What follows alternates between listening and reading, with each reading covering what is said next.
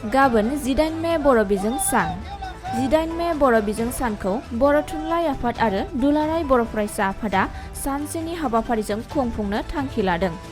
आसामनि मोनफ्रोमबो जिल्लानि गाहाय महकुमायाव बे हाबाफारिखौ फालिनो लानाय जादों।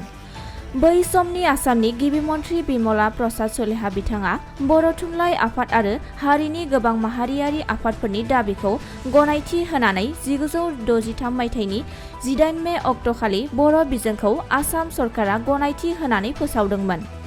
गिबियावनो बर' बिजोंखौ बै समनि बोखावजायै गवालपारा जिल्लानि क'क्राझार महकुमानि सिङाव थानाय गुदि फरायसालिफोराव जागायजेनग्रोदोंमोन। बर' थुनलाइ आफादनि गाहाय नेहाथारि मुस्रि नीलकान्त गयारी बिथाङा गाबोननि जानो गोनां हाबाफारिनि सोमोन्दै गुवारै फोरमायनायजों लोगोसे हाबाफारियाव रायजो राजा बयखौबो लोब लोब बाहागो लानो खावलायदों। गाबोन बर' बिजों सान एबा 18 मे 1963 मायथाइनि गाबोननि सानावनो आसाम सरकारा मोनसे अर्डिनेन्सनि गेजेरजों जे बर'फोरनि थाखाय मोनसे सोलोंथाइनि थाखाय जोंनो बे बै समनि गवालपारा जिल्ला बेवहाय माखासे फरायसालियाव फोरोंथाइ होनायनि गनायथिखौ होदों आरो बियो जोंनि थाखाय मोनसे माइल खुन्थिया। जोंनि हारिया बै समावहाय थुनलाइ आफाद दादों 1950 मायथाइयाव आरो 1963 मायथाइनि बे 18 मेआ जिहेतु जोंनि थाखाय मोनसे फोरोंथाइनि थाखाय जों खाबु मोनदों बिजों हिसाबै बियो जोंनि हारिनि माइल खुन्थियाजों लोगोसे जोंनि हारिखौ दाफुंनायाव दिनैसिम सफैनायाव जोंनि दिनै मोनथाम गोरोबथा खालामबाय BSc गोरोबथा BTC गोरोबथा आरो बिटिआर गोरोबथा बियो गासैबो जादों बे बिजोंजों फैनानै जोंनि माहारिबाद सोमजिनायनि गेजेरजों। बेखायनो बे जोंनि थाखाय मोनसे जोबोद गोनांथार सान आरो बे सानखौ गाबोन जोङो सारा आसामनि बर'फ्रा बेखौ फालिगोन आरो जों बे समाव आङो खावलायगोन बर' थुनलाइ आफादनि गाहाय नेहाथारि हिसाबै बे हाबाफारिखौ जोंनि गासैबो बर'फ्रा जोबोद मोजाङै फालिनांगौ।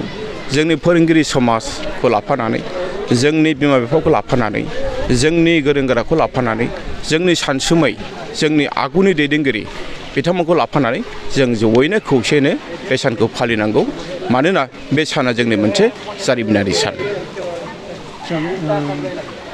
बर' बिजोंनि थाखो 6नि जिथु सानखान्थि आरो बिगियान बेखौ इंराजियाव सेबखांनाय जादों। दा बेफोरनि सायाव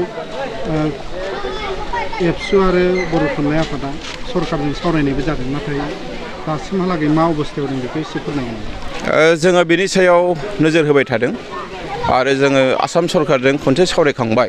गाहायै आसाम सरकारनि सोलोंथाइ बिफानजों जोङो सावरायखांबाय, नाथाय जोङो खौसे जानो हायाखै। बिथांमोननि साननाय बिथांमोननि लुबैनाय आरो जों लुबैनाय जों हास्थायनाय बेवहाय जों ज' जानो हायाखै आरो बिनि सायाव आसाम सरकारा नारसिनबाबो जानाय नङा। बिसेसके जोङो बर' थुनलाइ आफाद आरो बर' फरायसा आफादा जों सरकारनो बाथ्राखौ एसेबाबो जों मिथिहोखाबाय जे बिथांमोना जिखि फरजायनि जोंनो जाबसिना होआ मानो जों बेखौ मानिया। जों लुबैदों आसाम सरकारा बिजोंनि बेलायाव आखाइ दाहोथों। बिथांमोना गोबां बिथिङाव नोजोर होनांगौनि बिबान दं, जेरैहाय फोरोंगिरि गैया, फरायसालियाव मोजां इनफ्रास्ट्राक्चार बिथांमोना होनो हायाखै। बेफोर गासैबो खोथाखौ बिथांमोना नोजोर होनायखौ जों लुबैदों। नाथाय बिदि होननानै बिजोङाव आखाइ होनांगौ, बे बिजोङाव आखाइ होनाया जोंनि थाखाय एखेबारे गनायथाव नङा। बेखौ जों मालाबाबो गनाया। बे जोंनिफ्राय स्पष्ट खोथा। उननि समाव मा हाबाफारि लागोन? जोङो हानायमानि सरकारजों जोङो आसलथे थोंजोङै सौग्रायनायखौ जों लुबैयाखै, दाबो लुबैयाखै।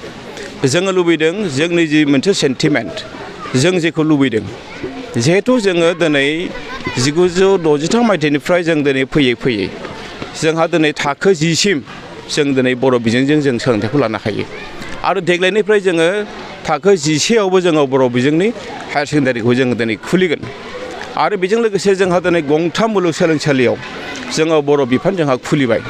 दा बेनि उनाव जुदि जोंनि सायाव इंराजि रावखौ जाबसिना होयोबा बे जोंनि थाखाय बेसेबां गनायथावना जागोन नोंथांमोना साननानै नाय, रायजो राजा बेखौ साननानै नाय। बेखायनो जों स्पष्ट बुंदों जे जोंनिफ्राय जों बे बिथिङाव जों मालाबाबो जों गनायनो हाया, जों गनाया।